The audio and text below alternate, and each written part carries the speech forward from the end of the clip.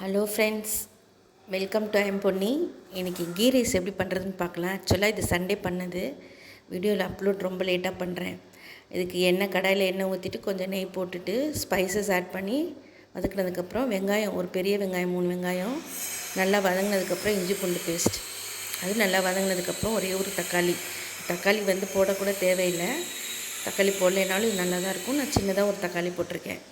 அப்புறம் புதினா போட்டு நல்லா வதங்கினதுக்கப்புறமா நம்ம தண்ணி ஊற்றி பச்சை மிளகாய் போட்டிருக்கேன். நான் காரத்துக்கு ஸ்டார்டிங்லேயே பச்சை மிளகாய் போட்டு வதக்கிட்டேன். 3 பச்சை மிளகாய் நான் யூஸ் பண்ணியிருக்கேன். இது 2 கப் அரிசி, இதுக்கு 4 கப் டம்ளர் அளவுக்கு தண்ணி ஊற்றி நல்லா கொதித்ததுக்கப்புறமா நம்ம அரிசி போட வேண்டியதுதான்.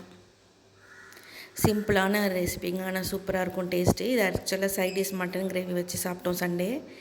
எனக்கு நிறைய ஒர்க் இருந்ததுனால என்னால் உடனே அப்லோட் பண்ணவே முடியல. தண்ணி கொதிச்சிருச்சு. இப்போ நம்ம அரிசியை போடுறோம். இந்த சமயத்தில் உப்பு உரப்பு காரணம் பார்த்துக்கலாம், டேஸ்ட் பண்ணிக்கலாம். நல்லா கொதித்ததுக்கப்புறம் நான் டேஸ்ட் பண்ணி பார்த்துட்டு காரம் கம்மியாக இருக்கிறதுனால ஒரு பச்சை மிளகாய் ஆட் பண்ணியிருக்கேன். இந்த பச்சை மிளகாய் ரொம்ப காரமே இல்லைங்க.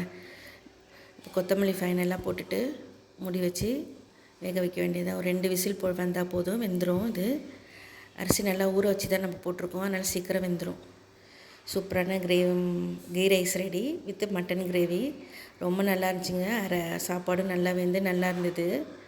நீங்களும் ட்ரை பண்ணுங்கள். இந்த வீடியோ பிடிச்சிருந்தா லைக் பண்ணுங்கள், ஷேர் பண்ணுங்கள், சப்ஸ்கிரைப் பண்ணுங்கள். தேங்க்யூ.